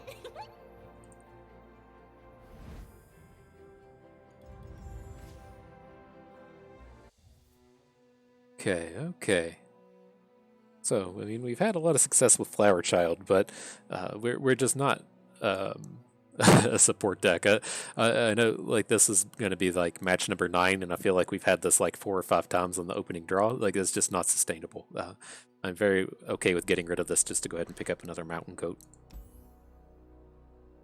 Okay, well, we know what we're about. Okay, all right. Not opposed to taking more Zenith Blades. It doesn't seem like we've been able to really pop these off with much frequency. I'm okay with the Stellacorn, and then Yone. We don't need Yone in our 6 Eclipse Dragon deck, so we can skip that one. Don't want Green Glade Duo. Have to reread this dude. I don't think it's something we want. Support, create an attacking dude with. No, you're trash. So I think Mountain Scryer is kind of interesting. I think we're good to take it. Just a little mid-game play. It'll get us right exactly at 10 spells. I dig it.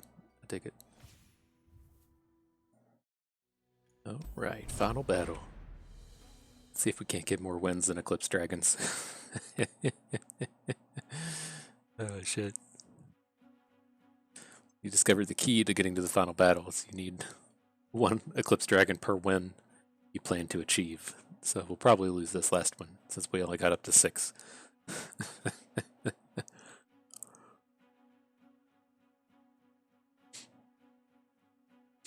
Let's go. Give us that opponent. People on the Reddit say you're supposed to concede this match. We're here to crush dreams.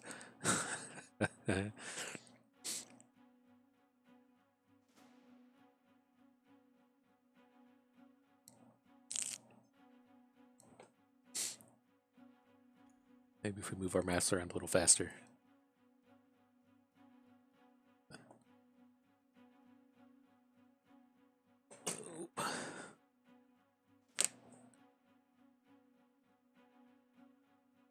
One minute left. Should we cancel it? Cancel it at 1:45. Say no poor robots, real people only. I'll do it. I'll do it on the first one. If it ticks through to the second one, then I'll play against the AI. Just come on out for the full Dream Crush.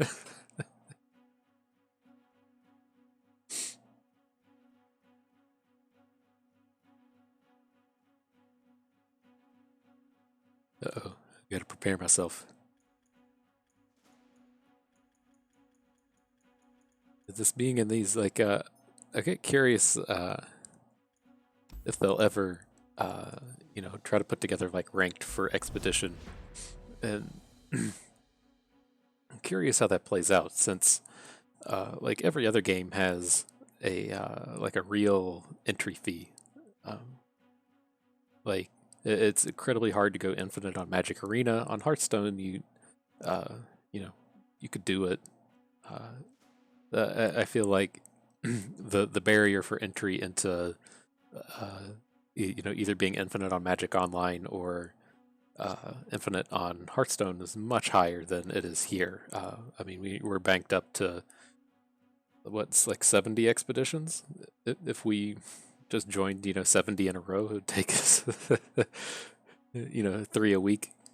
In addition to our tokens, it'd take us like an actual year just to spend through everything. And so, like, my point being is, technically with Runeterra expeditions, you could just get through the draft, and then if your deck isn't good, you can just quit.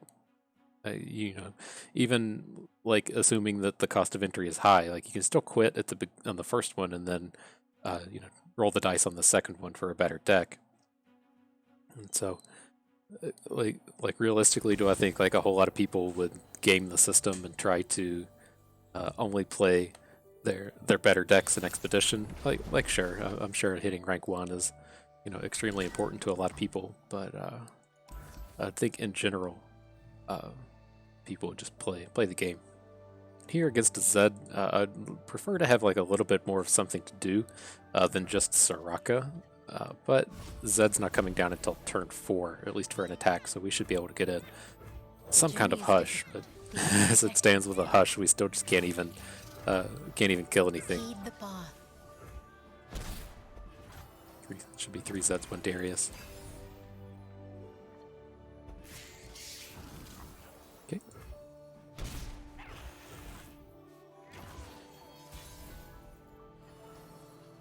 There's Young Witch, a day late and $1 short. Let's at least go ahead and get Soraka down. She can't block the Precious Pet, but if he plays like a 3 attack unit, then we can certainly get in and block that way. Here's how we're going to approach this. We're just going to go ahead and gem Soraka. This doesn't look like a blatantly obvious gotcha kind of attack, since it takes down both of his units, and now we can plan to hush Zed on his attack next turn. So he'll get that Zed token, but we should be able to take him down. Actually, we don't even need to hush just yet. Let's go ahead and prevent this damage. We have 2 Eclipse Dragons. The longer this game goes, the better shape we're going to be in. He clearly has a trick over here for Zed that we're going to hush through. Right? He just doesn't attack Zed into a 2/6 Soraka.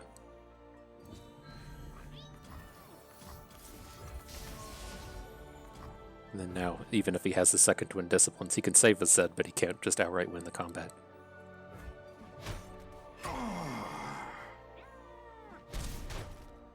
Be brave. Okay, okay.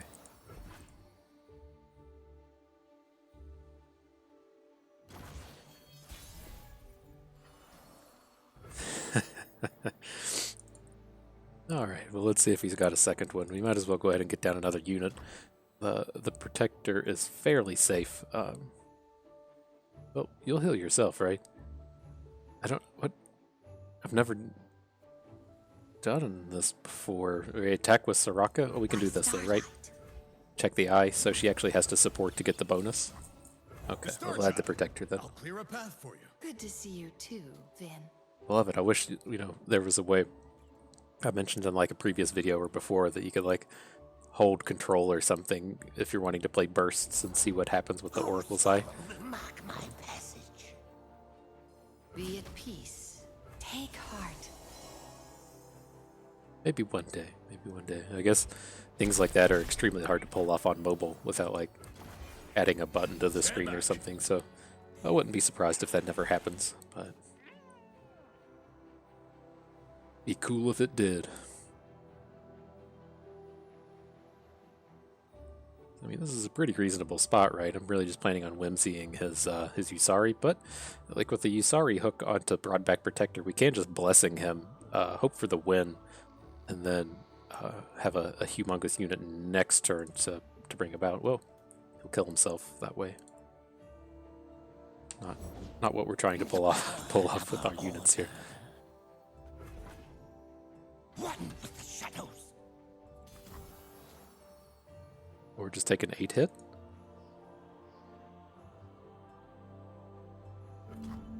Oh, we just can't block elusives. That's part of the game, I guess. Okay, let's deal with one of these.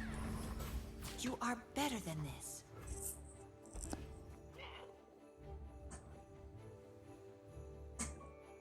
Should be too much to roll into. And then we wanted to block with Soraka. I don't necessarily want to have to Blessing of Targon this Broadback Protector. I'd be okay with just banking 3 spell mana here.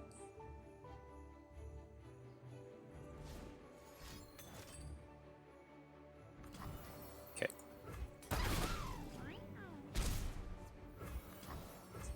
We made it, Rim! I want to go home. I'll So we're on protect board. I don't feel real comfortable just adding Eclipse Dragons here.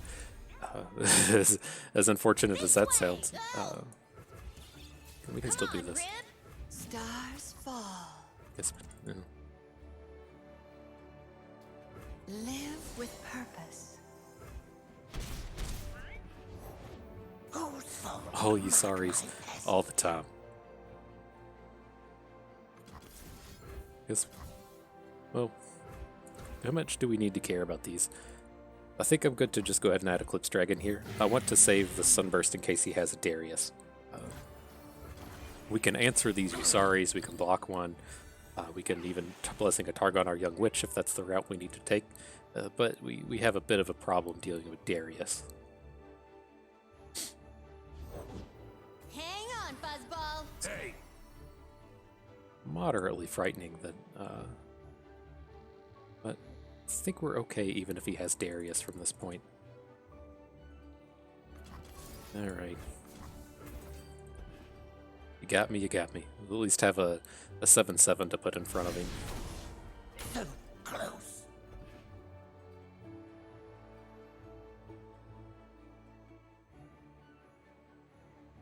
Mr. Poops Madoops. If they don't break, they'll burn. Sure. Make the Empire proud.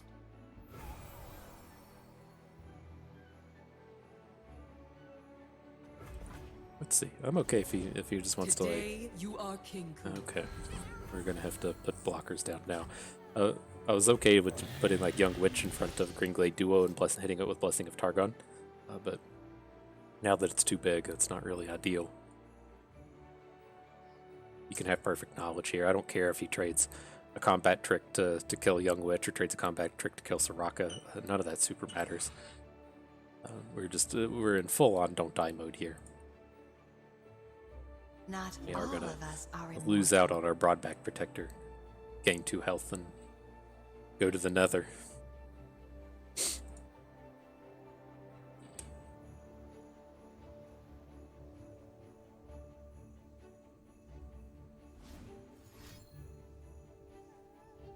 Here comes something. This is the Will of Ionia. Decisive maneuver. 12. Okay.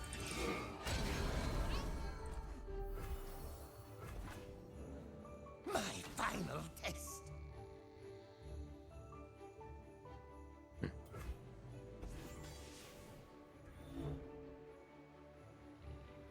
Don't think we have a lethal next turn, which is a bit unfortunate. These attacks up here all look horrible.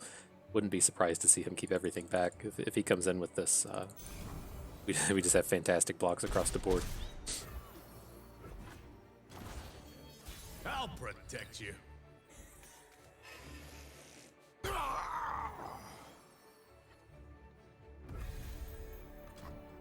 Okay, then my idea here is we're just going to get Screeching Dragon down. I'm going to try to hook in one of these elusives, and then we'll try to follow up with the Trickster. We just never kill here. Pledge yourself to the shadow. We have plenty of answers to Zed.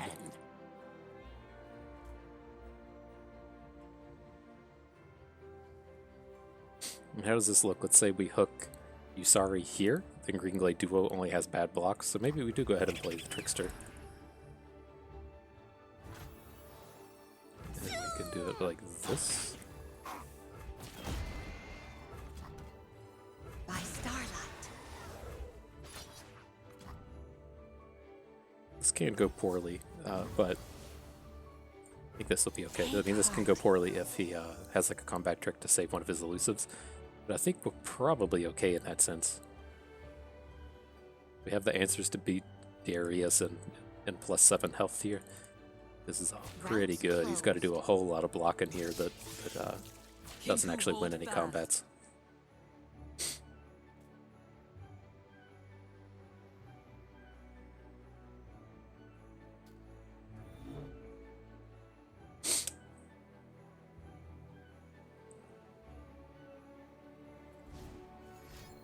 Combat trick. Oxen Fervor to not face. Okay. Pretty good for us.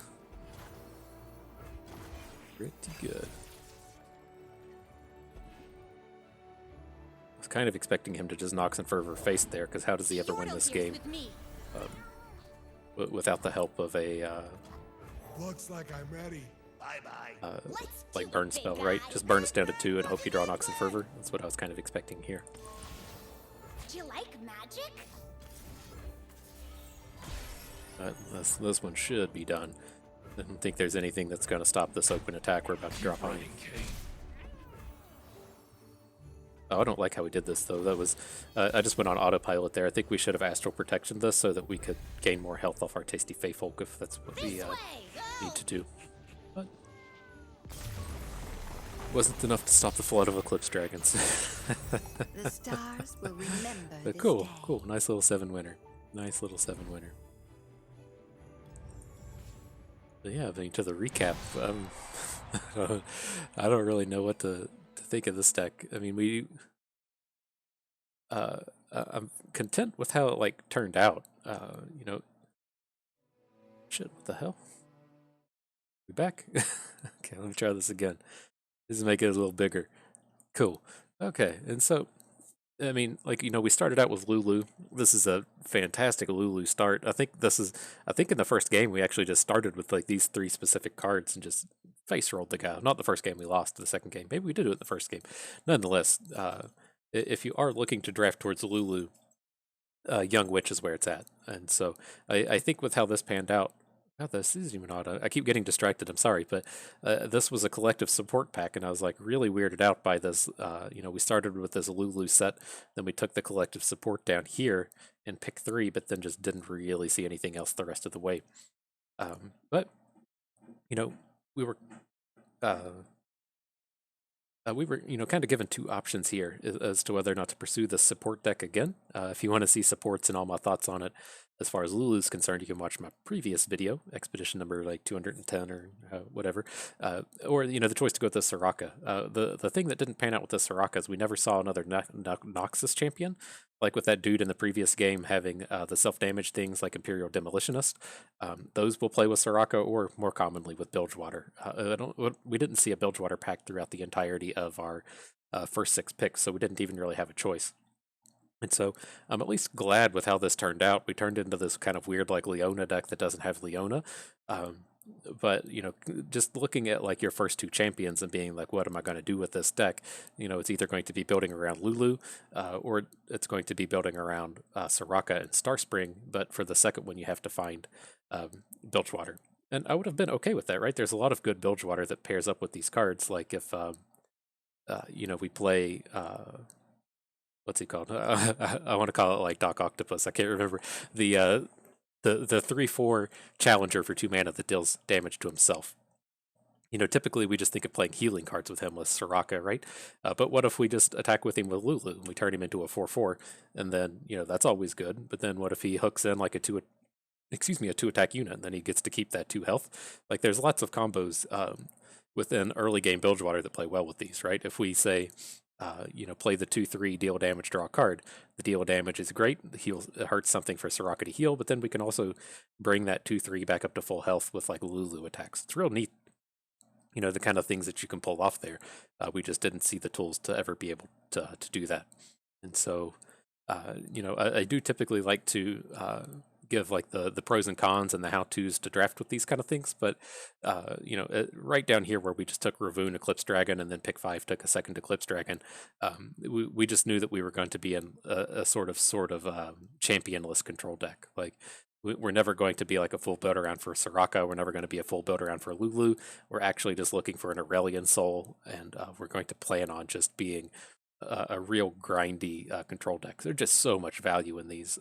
Like we were just playing Eclipse Dragons to make our other Eclipse Dragons cheaper, and then drawing 2 cards off of it and never playing them. Like that's just how much value we could get from these. We had the options to just. We always had the option to add an additional Eclipse Dragon for draw 2, and just never had to do it. And so there's just like such an incredible amount of value here between 1 Rahvun and 2 Eclipse Dragons that. You know, at this point of the draft, it's very easy to just go, okay, we're in a control deck. The things we need to shore up are just, you know, not dying. And at least in this combination, the things that are going to have you not dying are the healing cards, you know, your guiding touches and your star shapings. And then out of Lulu, there's the lifesteal unit, who are you called? Tasty Fey Folk. And so, that's one of the things we need to be recognizing is like, okay, how do we not die? We don't die with life gain. We don't die with things like Tasty Fey Folk. And then we're also going to look to have these Solaris, if they make an appearance, just ultimately very fantastic blockers. And so that was kind of my ideal here. We're in control deck. We need to not die. There is that. And then we also need some way to interact. The interaction between these two pools is horrible. There's Will of Ionia and Whimsy in Ionia, and then there is Sunburst and Targon. So we just had to place a super high value on actually picking up those spells. Will of Ionia is fairly weak. Whimsy is great. We picked up Sunburst through here somewhere and just immediately snapped it up. I think this was our second one, or maybe our second one was down here somewhere. Nonetheless, if you ever find yourself in a spot like this where you've very early in the draft, you've picked up some Eclipse Dragons and Rahvun, you need to be able to be like, all right, we're playing long game here. It's just so tough to beat the gigantic flood of card advantage that comes from this. And so that's going to do it for this run. I know the recap was a little bit rambly, but it's a lot easier for me to focus on how to draft Lulu or how to draft Star Spring Soraka, and it's a little bit tougher for me to focus on how to draft how to draft big value Eclipse Dragon deck. And I guess before I'll let you leave, I was just being kind of memey here with 6 Eclipse Dragons. This is too many. I'll be the first to tell you. Like, I could see an argument for going up to 4, because as you could see with some of that, you play your first one, you can make your second one cheaper, so you get some good chains that you can put together that are really tough to beat. But I was really surprised we won that last game where we started with like 2 Eclipse Dragons in our opener. Just 6 is entirely too many. Please do understand that 6 Eclipse Dragon is for the memes, but I think you still got a pretty decent primer on how to draft these Targon control decks, even even amongst the memes. So I think that's going to do it for us today. Yeah, we're in our open play, so no rewards this time. You're gonna have to tell Riot to add something else to the reward road if you're gonna want to see some more of those here. So that's gonna do it for us today. I hope you learned how to draft an Eclipse Dragon and play it a little bit faster today, and had a good time out here watching with us. Hey everybody, this is Bust, and we thank you for being here.